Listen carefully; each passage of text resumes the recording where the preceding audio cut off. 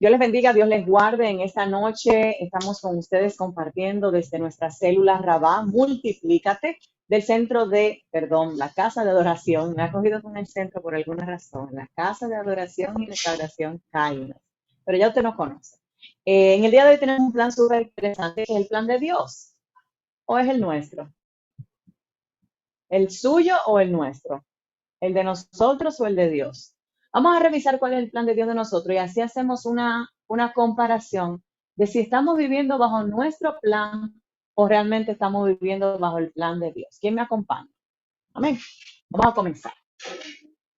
Está tiempo todavía de compartir esta transmisión, este video que usted está viendo de manera diferida con otras personas para que sean bendecidos. Hay mucha gente que está viviendo y cree que está viviendo el plan de Dios, que cree que está viviendo en la agenda de Dios y son sus propias motivaciones que lo llevan donde están. Vamos a comenzar. Lo primero que debemos de conocer son las características más importantes del plan de Dios para la creación. Y la creación, como dice el Génesis, somos nosotros. Él nos creó. Él nos creó por una razón. Entonces, lo primero que tenemos que conocer es la característica.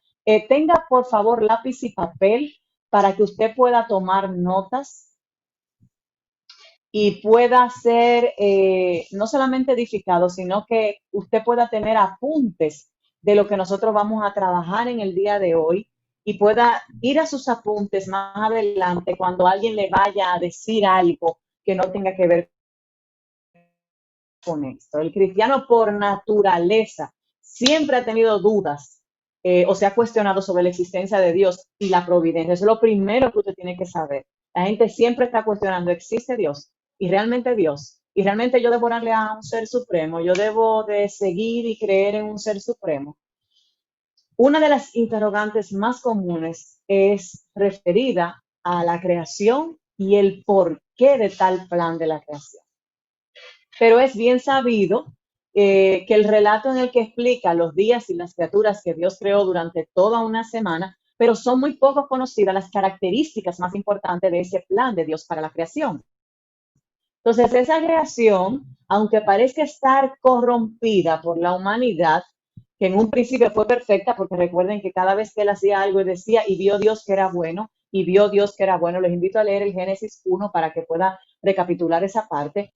Al principio era perfecta y era armoniosa, recordando que todo lo que el Señor hace es perfecto, todo lo que él ha creado es perfecto en sí, no necesita de otras cosas, incluyendo todo lo que en ella habita, o sea, llámese animales, hombre, planta, los fenómenos, todo. Todo tiene una razón de ser y se conforma de una sinergia. Entonces, el plan proviene de lo alto, significa que no hay error. Usted y yo cometemos errores, Dios no comete errores. Sino lo que tenemos realmente es que nosotros el sentimiento que debemos tener es admiración por parte de lo que de nosotros hacia él, que somos lo que le seguimos. Amén. Entonces, número uno, el plan de Dios es perfecto. Anote ahí, es perfecto. Si vamos a observar nuestros alrededores, la naturaleza, la belleza de las cosas con sus colores, matices, podremos observar que el plan de Dios tuvo un buen resultado, ¿o no? O sea, si usted se para en la mañana tempranito, como hago yo, que me levanto temprano y me paro en la ventana y lo primero que hago es mirar el amanecer. Yo hago mirar el amanecer. Entonces usted se va a dar cuenta que todo hay una perfección en la degradación de los colores, en las combinaciones, en la sutileza o en la fuerza de otros, etcétera. Entonces, él es acreedor de la palabra perfección, le corresponde, porque todo, incluyendo las obras del hombre que existen, es porque él lo permite a final de cuentas. Número dos, el plan de Dios también es conocido como el plan del amor. Ustedes saben que hay un cliché muy famoso que todo el mundo se sabe y no entiende muchas veces por qué, pero dicen Dios es amor. Pero es amor ¿por qué? Y su plan también es de amor. Entonces la palabra de Dios tiene muchos significados, pero uno de los más importantes y reconocidos es la palabra amor. Si Dios no fuese tan bondadoso y lleno de misericordia, quizá no se hubiese preocupado por transformar lo que en un principio era nada, era un desorden, en un lugar lleno de vida y de gracia, ¿cierto? O sea, lo hubiera dejado así, desorden. La tierra estaba, en un principio, la tierra estaba desolada y vacía. Entonces, él lo hubiera dejado así porque lo encontró así, ¿cierto? o la había dejado así como, así un rato así. Entonces, número 3, el plan de Dios es perenne. Desde la creación del mundo y todo lo que en él habita, han pasado siglos. Y aunque estos siglos se acaben, Dios ha prometido que la vida en la tierra continuará en el cielo. Por ello, su plan eterno es la creación. Entonces, Juan, si nos vamos al Nuevo Testamento, el evangelista Juan relata que Dios promete que el que cree en él y el que lo haga con fe no morirá, sino que su defecto vivirá una vida eterna. Eso es Juan 11, 25, 26, para quienes están tomando notas. Juan 11, 25, 26. La siguiente característica del plan de Dios es que el plan de Dios no tiene fin, porque proviene de una mente celestial. No es un plan humano. Se cree que no tiene fin porque para el hombre es incierto el fin del mundo o el fin de la humanidad. Recuerden que Dios es, ¿cuál fue la característica que aprendimos que tiene que ver con esa parte de la temporalidad? Es la eternidad. Dios es eterno, en Él no existe comienzo ni fin, Él es el inicio y el fin, el alfa y el omega, el principio y el fin de todas las cosas. Por lo tanto, su plan para nosotros es interminable. Él es el único dueño del tiempo porque Él fue que lo creó. Él habita en la eternidad.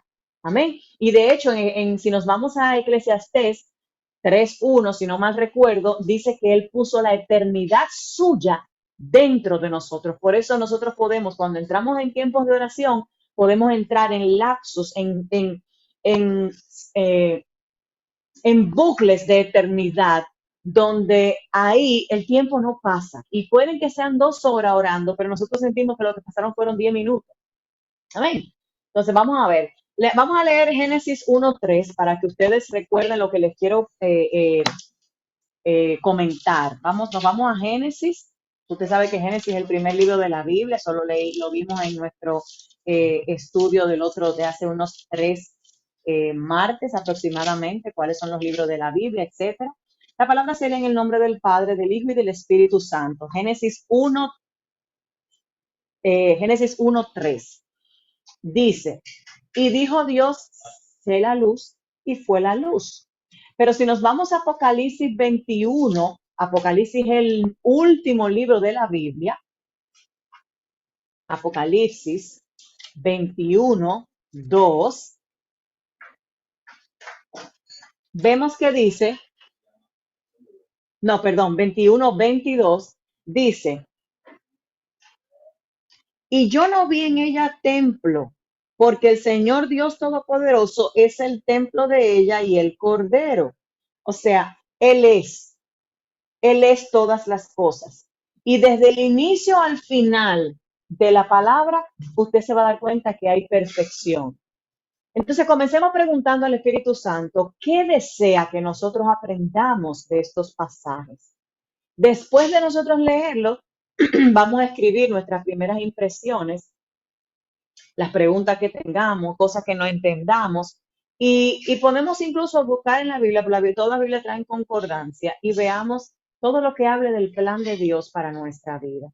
Si nos vamos a Génesis 1 de nuevo, 1:2, dice, durante el relato de la creación, Dios dijo, haya, sea, y todo lo que Él dispuso llegó a existir. O sea, Él dio órdenes a la naturaleza para que las cosas fueran creadas, porque Él es el único que tiene potestad de crear.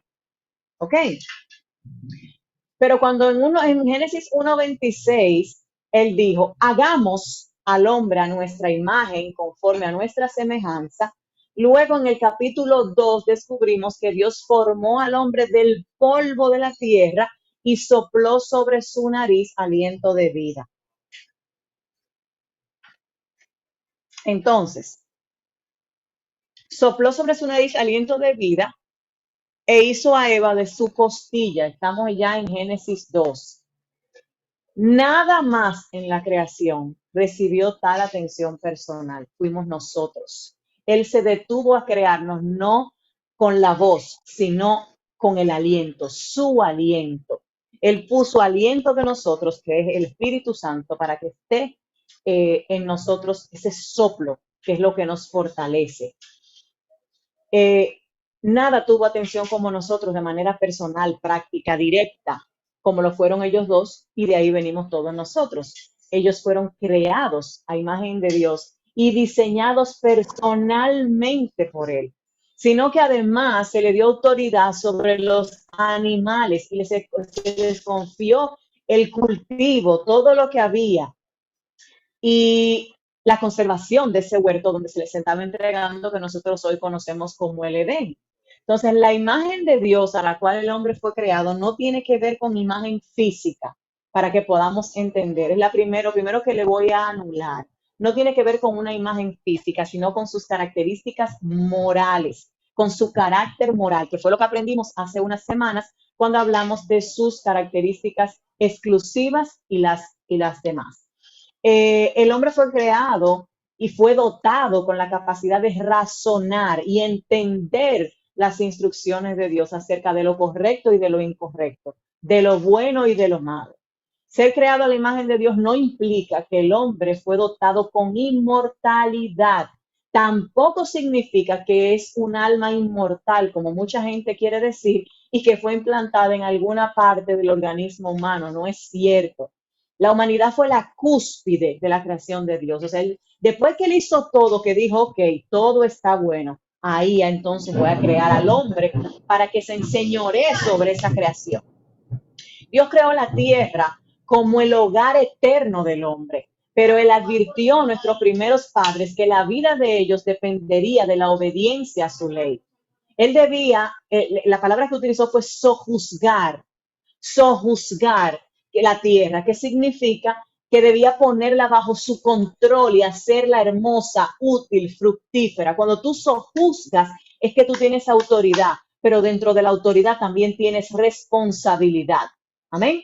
Entonces, en ese hogar paradisíaco que le crearon a Adán y a Eva, fue el creador que se le hizo esto y le proveyó esto a ellos, el paraíso, el huerto. Había belleza, había, así también como había un suministro abundante de comida que les sostenía la vida. O sea, ellos no tenían preocupación de absolutamente nada. Pero ahí pasamos entonces a Génesis 3, y en este capítulo se presenta el origen de todos los problemas. Estoy haciendo una,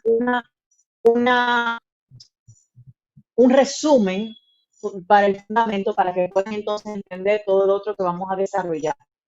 En Génesis 3, ahí entonces comienzan las adversidades, comienzan los sufrimientos que experimentamos hoy en día en el mundo. Entonces, cuando Adán y Eva pecan, se perdieron. Y a partir de ese momento, la humanidad heredó una naturaleza pecaminosa,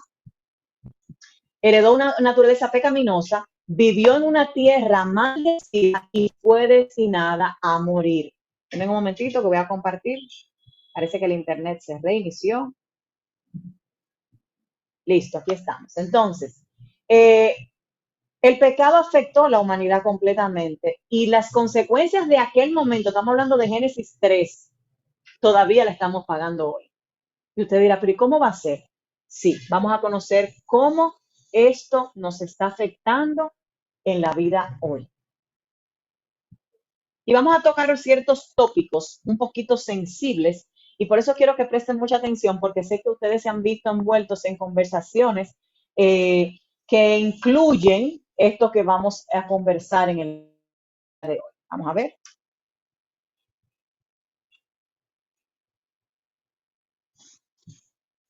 Por ejemplo, este tema. Yo estoy segura que si yo le pregunto quiénes de ustedes se han visto envueltos en este tipo de pregunta, muchos van a levantar la mano. Creación versus evolución, la famosa teoría de Darwin que habla de que venimos del mono y no sé cuántas historias más que se han inventado por ahí. Entonces vamos a hablar un poquito de eso para que ustedes puedan ser edificados en ese sentido. La creación del hombre. A mí me encantó esta imagen porque esta imagen nos habla a nosotros de todo lo que tiene que ver con la creación del hombre. O sea, fue del polvo. Y de ahí Dios lo fue sacando hasta que cuando está listo, viene y sopla. Entonces, creación es el origen de la vida. Aunque atañe al estudio de los seres vivos, es un tema que no es abordado por teoría de la evolución, pues en esta última solo se ocupa en el cambio en los seres vivos y no el origen. Cambios e interacciones que tienen que ver más con las moléculas orgánicas que realmente de donde estos proceden. Esta es la teoría de Darwin, que dice que nosotros venimos de el ancestro común, supuestamente de 5 a 6 millones de años, que habla de la evolución. Y la evolución es una controversia llamada también debate sobre el origen de la vida, una discusión en los ámbitos, sobre todo cultural, político y teológico, sobre los orígenes de la Tierra, de la humanidad y de formas de vida. Entonces, por mucho tiempo se creyó ampliamente que todas las especies eran productos fijos de la creación divina. Ese según el creacionismo, pero desde mediados del siglo XIX, la evolución por selección natural se ha establecido como un hecho científico empírico. Empírico quiere decir que una gente un día se levantó y dijo esto es lo que hay y comenzó a decir eso y todo el mundo le cree que ahí es que está el asunto ahora. Entonces, si tu Dios te deja, me encantó esta frase, si tu Dios te deja hacer todo lo que quieras, entonces tú eres tu Dios. Me encantó porque realmente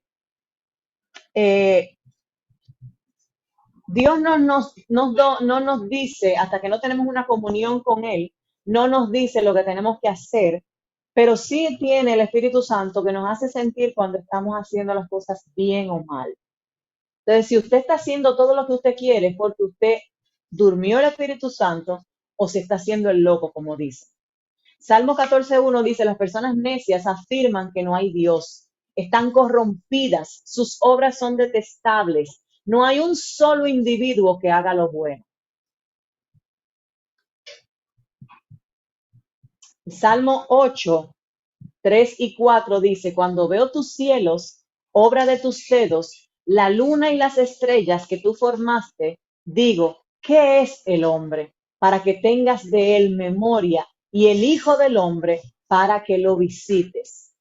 O sea, todo lo que hizo consta en este salmo porque todo es para nuestro deleite, es parte de su plan, es para que nosotros podamos decir, wow, se tomaron el tiempo de crear esto para que yo me pueda deleitar, para que yo pueda, o sea, me crearon y aparte de que me crearon a mí, crearon otras cosas para que yo me deleite también. Entonces, como les explicaba, fuimos creados a imagen y semejanzas. Y para esto, eh, como ustedes vieron, ahorita les estaba diciendo, si nos vamos a Génesis 1, 26, 27, de acuerdo a Génesis, a partir de Génesis 1, en adelante, 1, 26, 27 en adelante, el hombre está compuesto de una sustancia material, su cuerpo, y una sustancia inmaterial o espiritual que es su alma. Ya nosotros habíamos hablado de que somos seres tripartitos, cuerpo, alma y espíritu. Somos un espíritu, no un cuerpo, somos un espíritu en un cuerpo con un alma. ¿Ok? Repito, somos un espíritu en un cuerpo con un alma. Entonces, la relación con semejanza, como yo les decía, tenía que ver con el carácter moral y la razón. El Señor creó a los animales, pero no le dio ni carácter ni les dio razón, para que podamos entender por dónde vamos. Parte de los privilegios que nosotros tenemos, que nos entregaron, fueron, como yo le dije, señorar la creación, era sojuzgar la creación para entonces no morir. Eso es parte de los privilegios. Y el otro privilegio que se nos entregó fue el libre albedrío. Es parte del plan de Dios. Y la gente dice, ay, pero que Dios quiere que yo me guaye todo el tiempo, porque, ¿y por qué Él me da soga? ¿Y por qué me suelta? Y entonces yo puedo hacer lo que yo quiera. No. Él le va a poner esos 3 caminos, usted tiene que decir por el cual se va. Su consecuencia es haber decidido mal, porque Él puso en usted la razón razón del bien y del mal, y a usted que le corresponde hacer uso de esa razón. Usted no es un robot. Amén. Usted no es ningún robot ni un autómata, sino tiene la capacidad de elegir y decidir por sí mismo conforme a lo que el Espíritu le ministre. Continuamos entonces con la caída del hombre, que ustedes saben que en el momento que nuestra querida amiga Eva le parece apetecible y muy atractivo ese fruto, que fue lo único que le dijeron que no podía tocar, ella fue, lo tocó, y no solamente que lo tocó, sino que se lo comió y se lo entregó y se lo dio a su esposo para que también lo pruebe. Y se dejó engañar. Entonces, como ustedes fueron desobedientes, que es el primer pecado que nosotros cargamos, la desobediencia, eh, entonces ellos comenzaron a sentir la desnudez, o sea, se sintieron expuestos, sintieron vergüenza y una serie de cosas, y ahí viene entonces el pecado. Génesis 2, 16, 17 nos habla del costo de la obediencia. El costo de la obediencia. Y es bueno que usted vaya y lo lea. Acompáñeme a leerlo, sí. Génesis 2, del 16 al 17. Dice, y mandó Jehová Dios al hombre diciendo, de todo árbol del huerto podrás comer. O sea, te estoy hablando que te estoy entregando el paraíso. Tú puedes comer y hacer lo que tú quieras ahí adentro. Y en el 17 le dice, mas del árbol de la ciencia, estoy leyendo en Reina Valera, mas del árbol de la ciencia del bien y del mal no comerás, porque el día que de él comieras, ciertamente morirás. Y cuando habla de muerte, no habla nada más de la muerte física, habla de la primera muerte que nosotros tenemos la capacidad de sentir, que es la muerte espiritual. Vamos a continuar.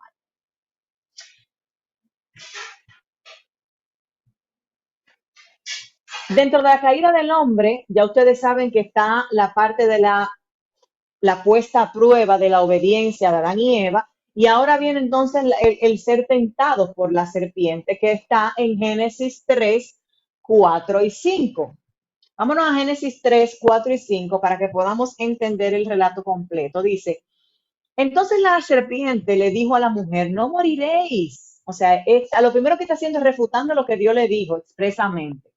No moriréis, sino que sabe Dios que el día que comáis de él, serán abiertos vuestros ojos y seréis como Dios, sabiendo el bien y el mal. El enemigo no crea, el enemigo no crea, lo que hace es que imita. Por eso toma las mismas palabras que Dios le da y las tergiversa. Y ahí entonces ellos, como ya estaban para tomar esa decisión, ya había desobediencia en ellos. Para poder tomar la decisión, la única, o sea, ellos hablaban cara a cara con Dios en el Edén. Y para tomar esa decisión ya había la semilla de la desobediencia y la rebeldía, ya estaba dentro de ellos. Vamos a hablar ahora sobre qué es el pecado, para que podamos entender qué los llevó a ellos a hacer esto. Número uno, el pecado es como acto, es una violación a la voluntad de Dios. Como estado es la ausencia de justicia y como naturaleza es enemistad con Dios. Mientras nosotros nos encontramos en pecado, cualquier tipo de pecado, y los pecados no tienen tamaño, estamos en enemistad con Dios. ¿Cuál es el origen del pecado original?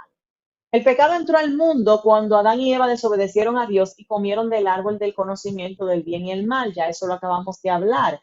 Ellos obedecieron a su propia voluntad en lugar de la voluntad de Dios. Por medio de esto entonces recibieron conciencia del bien y el mal. Ellos nunca se habían enterado que estaban desnudos. Ellos no sabían lo que era desnudez. Y lo que comenzaron fue entonces a esconderse. Entonces, por causa de esto, fue corrompida la humanidad y nosotros recibimos una humanidad pecaminosa. Todos los descendientes de Adán y Eva han heredado el pecado en la carne, pero no la culpa, sino una tendencia o inclinación a seguir su propia voluntad en lugar de la voluntad de Dios. Entonces puedo sentir esa inclinación cada vez que estoy tentado. Como dice en Santiago 1:14, cada uno es tentado cuando de su propia concupiscencia, o sea, eso está dentro de usted. Eso está dentro de usted. Por eso usted dice, pero caramba, yo no quiero comer más dulce, pero no puedo parar. Yo no puedo dejar de beber café, pero yo no puedo parar. Hay algo que me llama, hay algo que me atrae. Yo no puedo dejar de hacer tal cosa. Por ejemplo, en el caso de los carnales, la masturbación o lo que fuera. Eso me domina, claro, te domina, porque es que la concupiscencia tuya, o sea, tu pecado interno puede más que lo que tiene tu vida espiritual. Entonces, Romanos 7:18 dice, pues yo sé que en mí esto es, en mi carne no mora el bien. Ese es mi querido primo Pablo, del que yo siempre les hablo, que él estaba consciente de que nosotros teníamos una naturaleza pecaminosa. Y él sabía, dice la palabra, que él tenía un aguijón, que había algo que cíclicamente a él le molestaba, pero ese aguijón era que lo hacía entender que él no era perfecto y que para poder sobrevivir al ataque de ese aguijón constante, él tenía obligatoriamente que rendir su voluntad a la de Dios y estar sometido en espíritu y en verdad a Dios para que la carne no tomara parte. ¿Cuál es la diferencia entre practicar el pecado y caer en pecado? Quiero que entendamos esto porque el otro día le dije que estar tentado no es pecado. O sea, estar en tentación no es pecado. Y también les dije que Dios no tenta, no tienta. Entonces hay una diferencia entre tener pecado, o sea, ser seducido por mis pasiones y deseos, y cometer pecado. Santiago sigue escribiendo estábamos leyendo Santiago 1:15 a 14, ahora leemos Santiago 1:15 y dice, entonces, la concupiscencia después que ha concebido, que es lo que le dije que le pasó a Eva, da a luz el pecado. Y el pecado siendo consumado, da a luz la muerte. O sea que inmediatamente usted albergó ese pensamiento, ese sentimiento, usted está al tri de caer. Y aquí vemos que la tentación no se vuelve pecado, o sea, no se vuelve el que yo cometa un pecado, sin antes ser consumado. Esta concepción se lleva a cabo cuando mi mente está de acuerdo con esos deseos. El resultado es que yo cometo ese pecado, ya sea en pensamiento, en palabras o en hechos. Este es el pecado por el cual sí tengo culpa y por el cual yo tengo que rendir cuentas. Si usted desea, puede tomar una captura de esto para que lo repase, para que lo lea y pueda entender cuándo sí está en pecado y cuándo no, porque el pecado no es solamente hacer, pensar, decir y hacer. Los tres verbos aplican cuando se refiere al pecado. Vamos a hablar ahora entonces de las consecuencias de la caída del hombre. Las consecuencias. Número 1 es la maldición de la serpiente. Génesis 3:14 dice, y Jehová Dios dijo a la serpiente, por cuanto esto hiciste, maldita serás entre todas las bestias y todos los animales del campo. Sobre tu pecho andarás y polvo comerás todos los días de tu vida. Es la primera consecuencia. La primera que pagó fue la serpiente. Siguiente dice, la maldición de la tierra.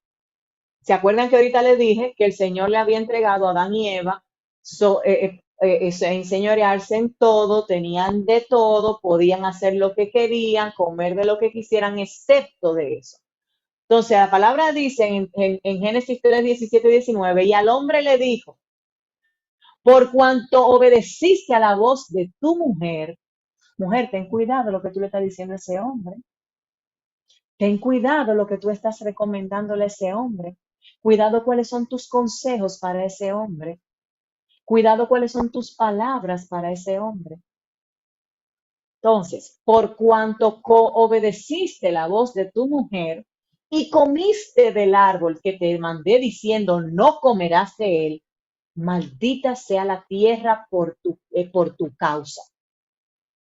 con dolor comerás de ella todos los días de tu vida. Espinos y cardos te producirá y comerás plantas del campo.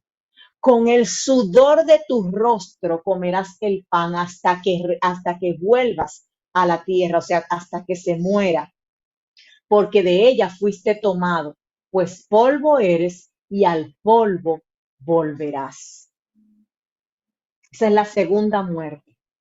La tercera muerte es la muerte espiritual y física que hablamos hace un momento cuando el Señor le decía que no comieran del árbol y que entonces ciertamente morirás. Y cuando habla de que va a morir, pues revuelvo y repito, hablo de muerte espiritual primero y luego de muerte física, porque cuando estamos en pecado perdemos el control de las cosas correctas que debemos hacer.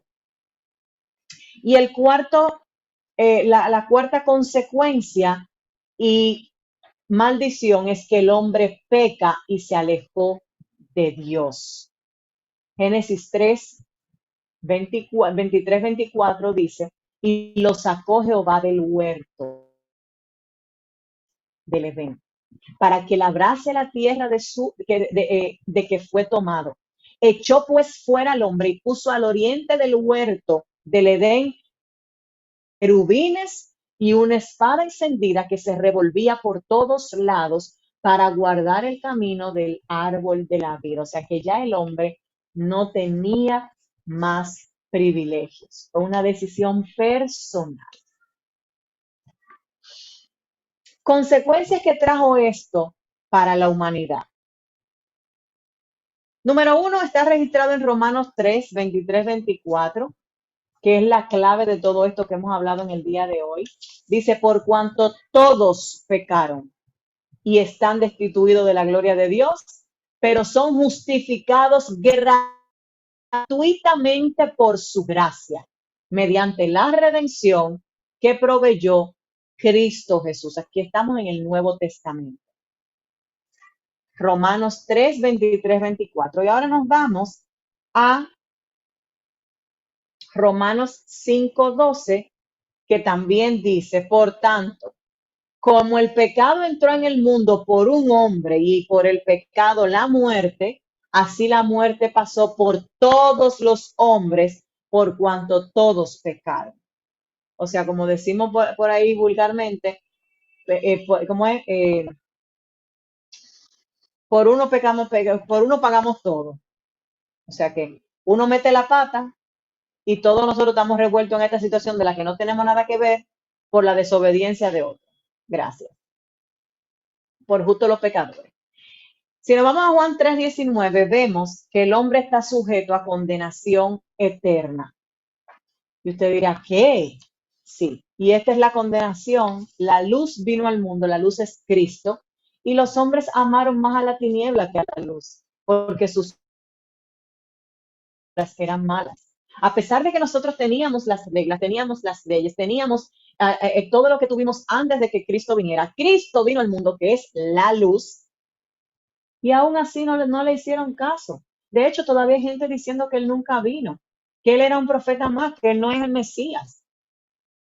Entonces, ¿qué usted cree que nos va a tocar a nosotros si nosotros no reconocemos? Y como dijimos en enseñanzas anteriores, le aceptamos y le recibimos como nuestro Señor y Salvador. Y Juan 5:29 dice, y los que hicieron lo bueno saldrán a resurrección de vida, mas lo que hicieron lo malo a resurrección de condenación.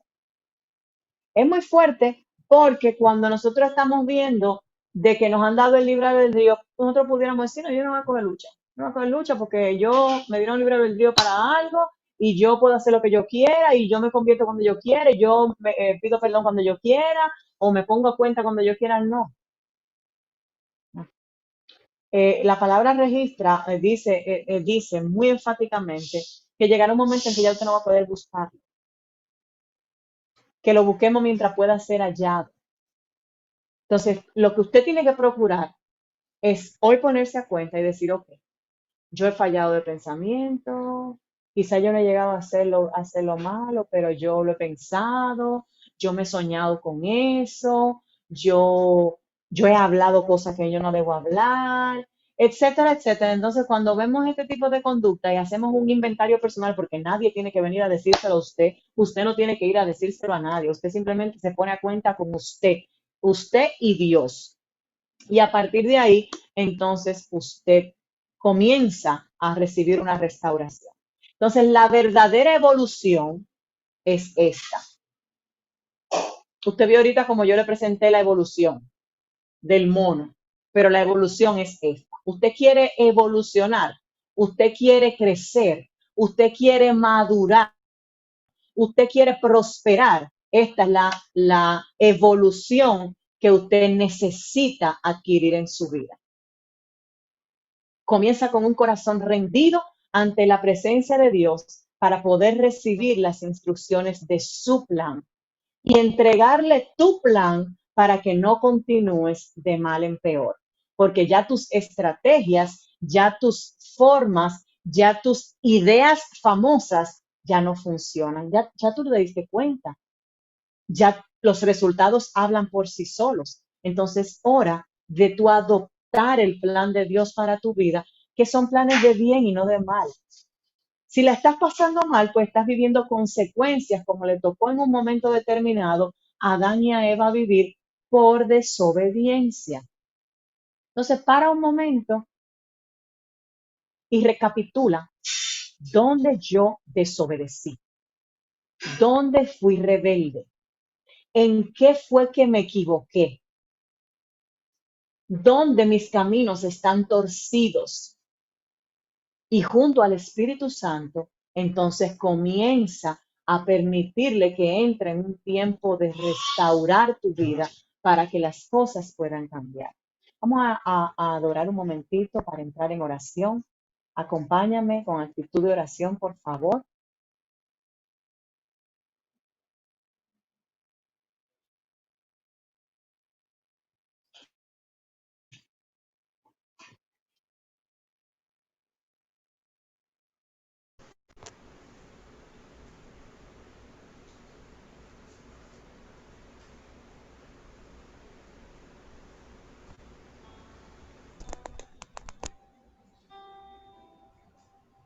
Ahí vamos, abre las puertas, ahí vamos, que podemos ver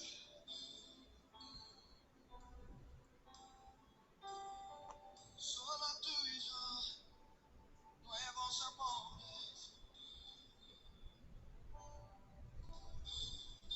Escucha nuestra voz, Señor, escucha el sonido del corazón, el Espíritu en verdad,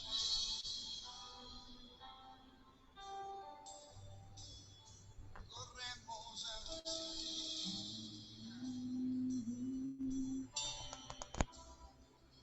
es a ti a quien anhelo,